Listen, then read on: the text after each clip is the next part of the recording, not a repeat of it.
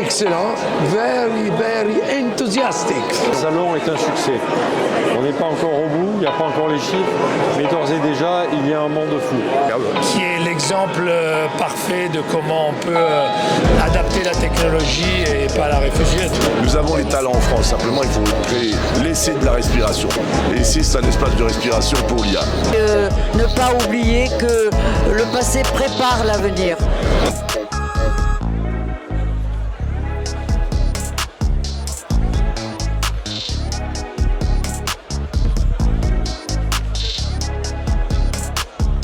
Oui, bonjour, je suis Frédéric Simotel, je suis éditorialiste tech pour BFM Business et on est ici pendant 2 jours avec le plateau de BFM Business pour suivre toute l'actualité. On va recevoir plein d'invités, des patrons de start-up, Jean-Michel Jarre aussi qui sera là tout à l'heure. Et puis nous, on va sinon aller grenouiller dans les allées de ce salon. On parle pas beaucoup français, hein. C'est un salon très international, des Italiens, des gens d'Europe du Nord, des Britanniques. Donc on va suivre toute cette actualité autour de l'IA pendant ces 2 jours. C'est la 5e édition, je trouve que des bonnes thématiques, des très bons personnages, très importants, surtout au niveau du gouvernement.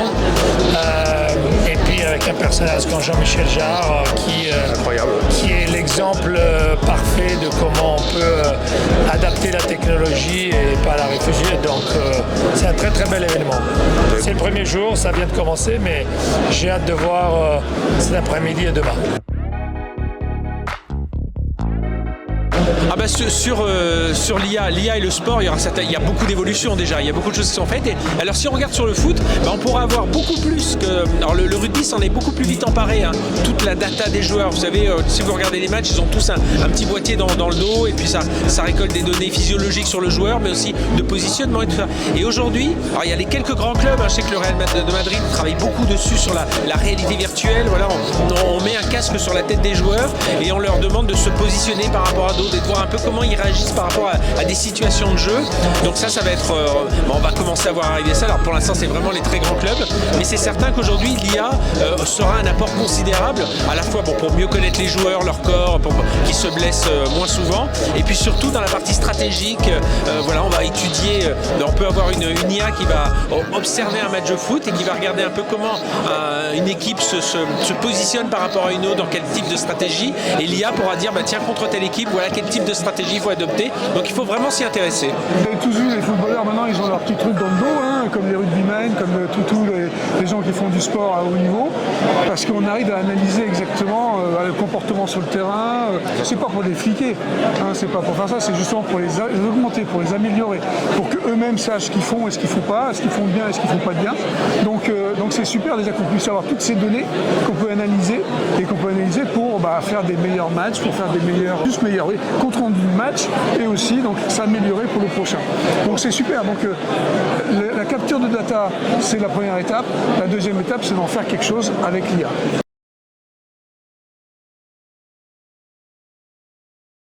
Le salon est un succès. On n'est pas encore au bout, il n'y a pas encore les chiffres, mais d'ores et déjà, il y a un monde fou. Il y a un monde fou pour la fréquentation du public. Il y a un monde fou avec la présence de très grandes et belles entreprises. Il y a un monde fou avec des start-up, plus de 28 start-up sur le stand des Alpes-Maritimes. C'est quelque chose qui fourmille d'idées, c'est quelque chose qui fourmille d'innovation. Donc je suis très très heureux parce que je vois que ce salon est en train de monter en puissance chaque année un peu plus. Ça fait 5 ans d'existence. Nous y sommes venus avec Département de France dès la 2e édition, c'est-à-dire il y a 4 ans. Et j'ai vu combien c'est devenu le rendez-vous incontournable de l'IA.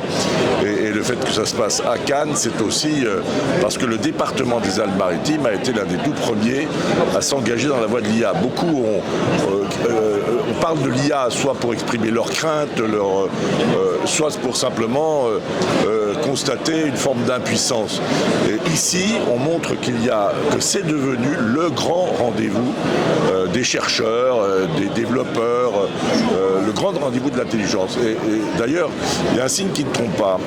Nous nous sommes saisis de ce sujet avec le Département de France pour protéger nos propres données. On a des données sensibles, mais aussi pour créer de la valeur autour de toutes nos compétences. Nous avons des routes, nous gérons des infrastructures. Et donc ici, on voit tout ce que l'IA a pu nous apporter dans la gestion quotidienne. D'ailleurs, nous avons aujourd'hui, je conduis une délégation de 60 départements qui sont venus ici participer. Dès hier, nous avons préfiguré le salon, puisque nous avons eu un rendez-vous avec 60 départements qui ont échangé sur leurs pratiques, sur l'IA. Et moi, je pense que la vraie révolution, il faut créer un véritable esprit start-up. Ce n'est pas de contraintes dont on a besoin. Bien sûr qu'il faut des normes pour protéger les citoyens, s'assurer que les libertés seront respectées. Mais ce qu'il faut surtout, c'est développer et avoir un esprit start-up. La France, elle veut reconquérir sa souveraineté. Il faut impérativement développer l'esprit start-up. Et je crois qu'il y a un bon espace pour le faire, c'est l'espace départemental. La preuve, ce salon, à l'initiative, il y a eu le maire de Cannes, David, président des maires de France, mais il y a aussi Charles-Ange Ginési. Donc c'est bien la preuve que nous avons les talents en France. Simplement, il faut laisser de la respiration. Et ici, c'est un espace de respiration pour l'IA.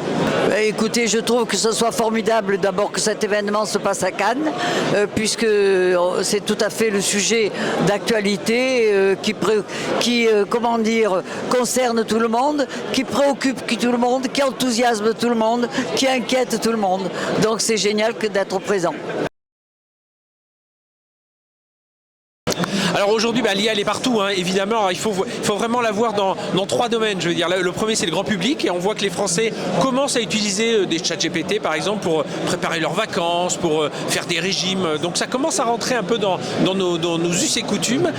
Après il y a l'IA en entreprise, et là faut la séparer en deux. Il y a ceux qui vont être vraiment sur les métiers, comment les banquiers vont davantage avancer sur leur dossier, comment les assureurs, vraiment la partie métier. Puis il y a la partie aussi développeur, où là on est vraiment sur une grosse avancée. C'est-à-dire tous ceux qui font du développement aujourd'hui avec l'IA, ils sont en train de gagner 15, 20, 30, 40% de productivité. Donc voilà, c'est un peu les trois univers, et on voit vraiment cette IA progresser. Alors il faut faire attention parce que parfois on a beaucoup de promesses, il y a beaucoup de promesses autour de l'IA que ça va tout changer. On se rend compte aujourd'hui que voilà, faut quand même des projets bien précis, et attention un peu au mirage de l'IA, mais c'est ce qu'on entend aussi ici sur ce salon.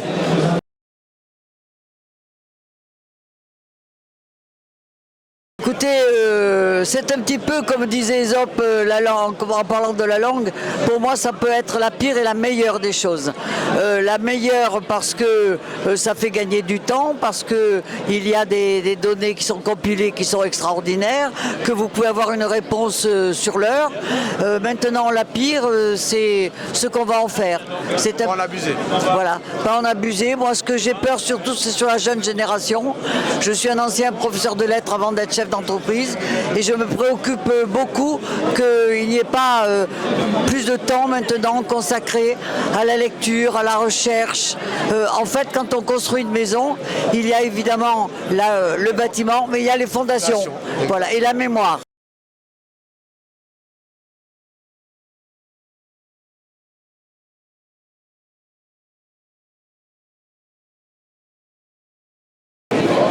C'est l'IA, c'est un salon d'IA.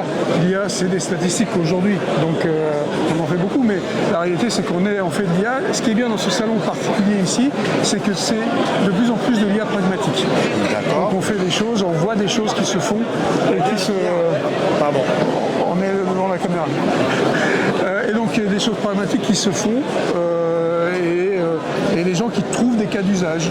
C'est difficile, hein, c'est compliqué, mais on en trouve petit à petit.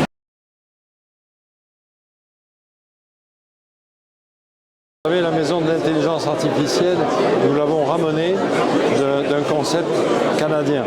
C'était en 2018. On l'a mis en œuvre en 2019-2020, et depuis elle a acculturé plus de 115 000 maralpins. C'est-à-dire qu'elle a fait un travail de terrain formidable auprès des collèges, des collégiens, auprès des entreprises, auprès du grand public. Aujourd'hui, nous nous délocalisons dans ce navire amiral qu'a construit le président de la Casa, Jean Leonetti, qui est un très très beau navire qui va redonner un élan supplémentaire à Sophia Antipolis comme étant l'une des plus belles technopoles d'Europe, si ce n'est pas la plus belle technopole d'Europe.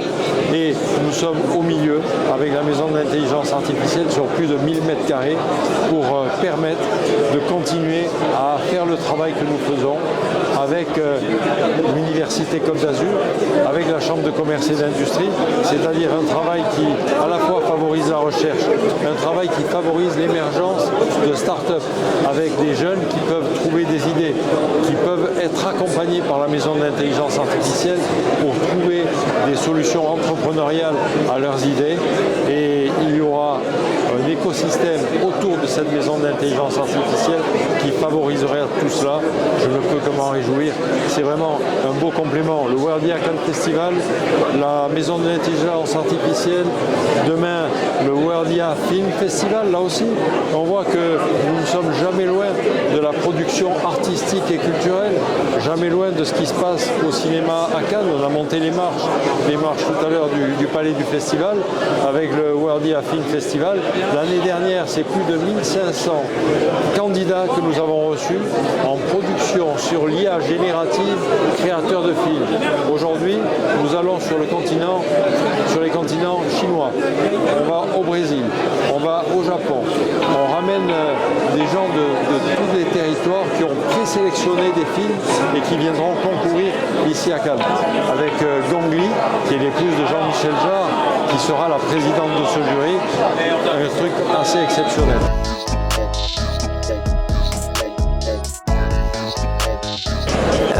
Moi je veux dire que bien sûr il faut avoir la tête dans les étoiles, c'est normal, mais il faut pas oublier d'avoir toujours les pieds dans la glaise et puis ne pas oublier que le passé prépare l'avenir.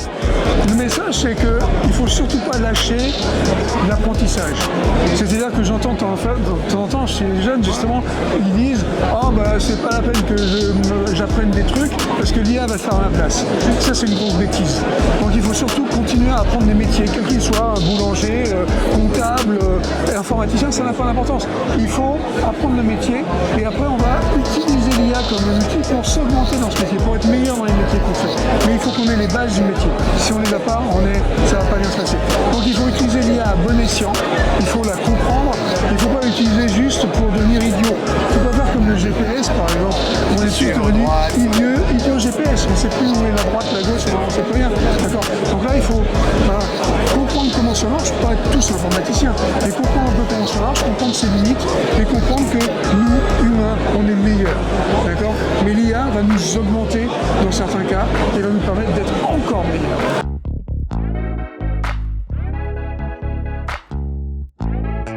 Excellent, very, very enthusiastic. Vous avez vu vous-même, on ne pouvait pas bouger d'un côté à l'autre. Tous les années, on voit de plus en plus d'intérêt, mais ce qui est intéressant aussi, les institutions publiques, comme les ministères, et surtout comme les départements, les institutions de Sophia Antipolis. Ça, il me fait vraiment plaisir parce que l'IA est quelque chose qui doit être compris, l'IA doit être quelque chose qu'il faut maîtriser parce qu'on avance si on la comprend et si on la maîtrise. Ça, c'est un moment pour commencer à chercher de la comprendre. Je vais regarder Alpi avec beaucoup d'intérêt.